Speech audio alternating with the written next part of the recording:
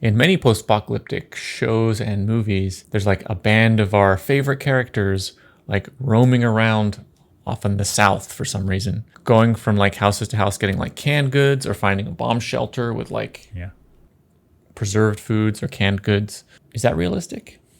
Well, I guess depending on the timeline. So if happens quickly and the apocalypse happens quickly, I think people like raid the stores. They for toilet paper. They're like, this whole apocalypse won't need toilet paper.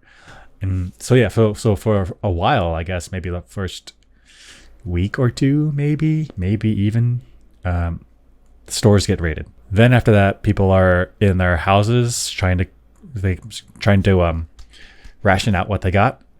And then after that, they need to form scavenging parties.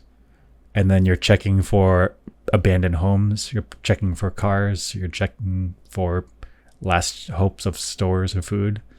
But then after that, what do you do? Isn't this a question of how? So in the initial apocalypse, when it hits the fan, if it happens fast and people die fast, and the population goes from 100% to 15%, 10%, 5%, then the amount of stores available, stores being like canned goods and food and stuff, could be quite large for the population that survived. So it could be quite plentiful for quite a while, especially canned goods lasts 5-10 years if you're really desperate. Yeah. But if a huge amount of the population survives, but the society has just collapsed, those people are going to raid the stores and stuff very quickly, and those resources are going to not be there. So for a post-apocalypse scenario, you actually want a big dip in people? Yeah, because if only 10% of people die, then they eat through all their resources, and it's not enough time to reestablish society and then rebuild back. So you need to have a minimum number of people to die. Otherwise, you're going to have a hard time feeding yourselves. But if you have too many people die, you don't have enough people. You don't have enough human power to rebuild. So there's actually like an ideal amount. But I think even you want the more people who die in the apocalypse, the better. Because if you survive, of course. Because everyone except you and your wife. That's perfect.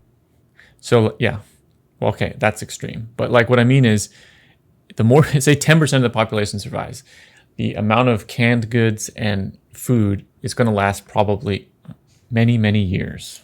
So yeah, so if say 10% of the population survives, then that means there'll be lots of resources for the remaining 10% to go out and find. And nature will start reclaiming a lot of the populated areas. So there'll be lots of vegetation and animals to go hunt and stuff.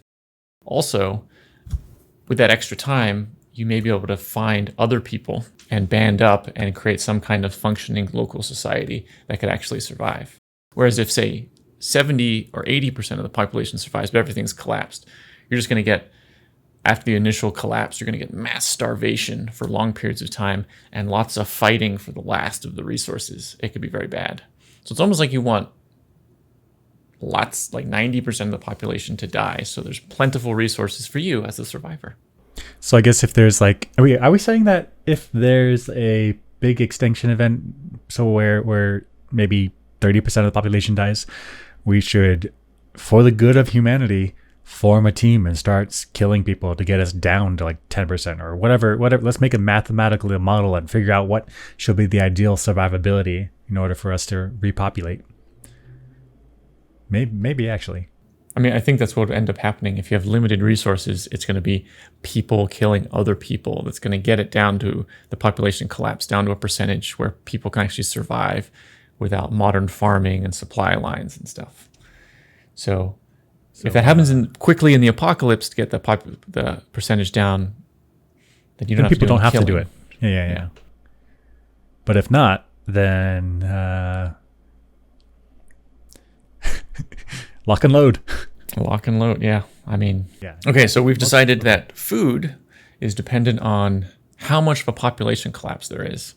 If there's a huge population collapse, maybe if you're a survivor, you can go actually find resources in houses and grocery stores and stuff for potentially years after. If the population collapse is quite small, but governments and everything are gone, canned goods and food resources are going to last not long at all. So you got to go start killing people to take their resources if you want to survive. Yeah. Yeah. Ooh, this was heavy, but it seems reasonable.